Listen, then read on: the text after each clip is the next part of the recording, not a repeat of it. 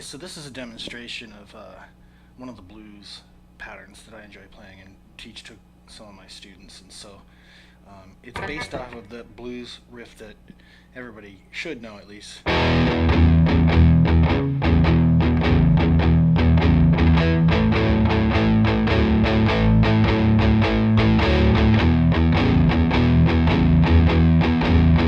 Which is essentially your first finger, your index finger at the second fret at the B, and you're playing the E string and the B together, and then you're going to the fourth fret and back to the second fret again. So, and then back, and usually to the B7 after that, and then to the A7. Frequently followed by a turnaround, which is E major, and then so I tend to play with a little flourish where I take my index finger and I hammer on at the B, and then I hit the open D after it. I reach over with my middle finger and grab the G. Sometimes give it a bit of vibrato, but I don't lift my finger here because it's already in position for the next chord. I just take the other fingers away, and then so I go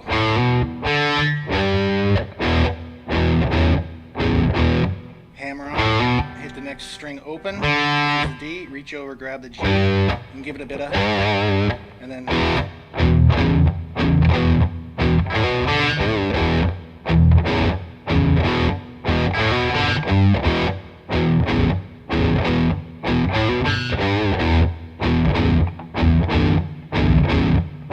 I switch to the A, and a little flourish that I give it is I take my middle finger at the A on the G string and slide it up to that B, and hit the D with the index finger and back to the B, and back to the A pattern.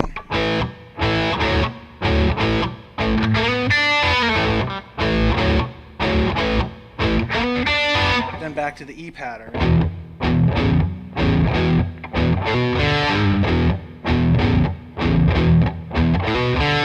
And then the B7, then the A7, and then I do a turnaround where I close it off with an E major chord, and then I take my my middle finger and I like the other flourish, I slide from A to B, but I've got my ring finger, we're skipping the B string, this next string, and we're kind of sliding both of them, but I'm going,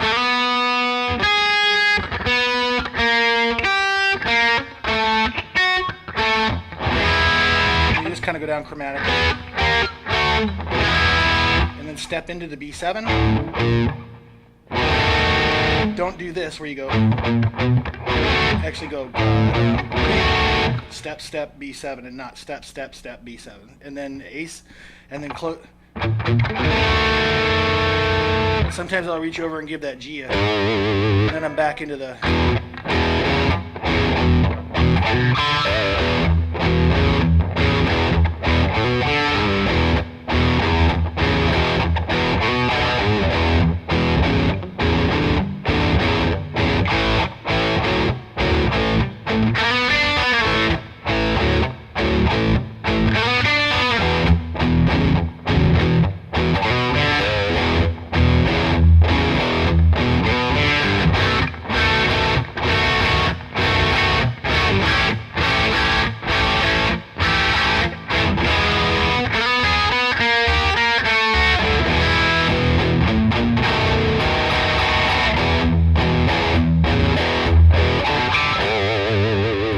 basically it.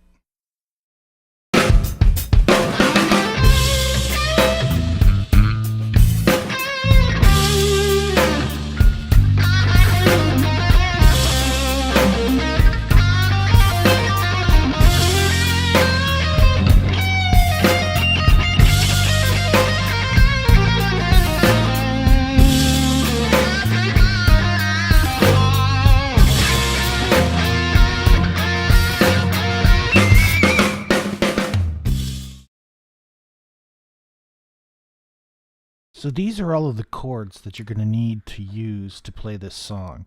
The song in and of itself isn't really that hard. It really basically centers around creating an E chord with the very lowest string of the guitar, which is open E, and the B at the second fret, and it's kind of goes between that and the C sharp, back and forth in this rocking kind of rhythm motion. And then you move up to the A section and center around the open A string in the second and fourth fret in a similar manner.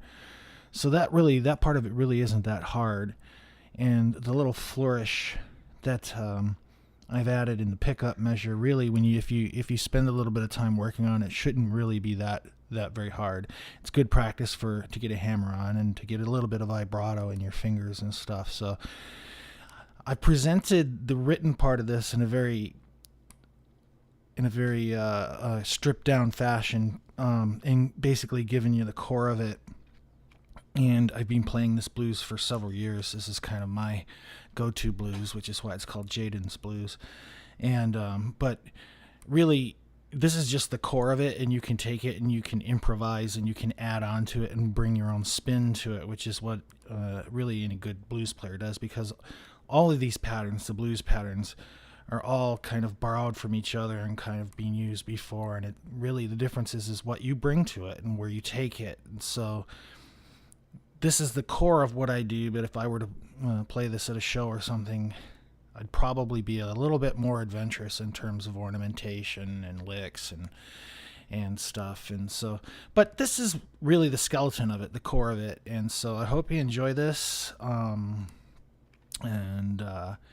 With good amount of practice, this really shouldn't be that difficult. So here it is, Jaedyn's Blues.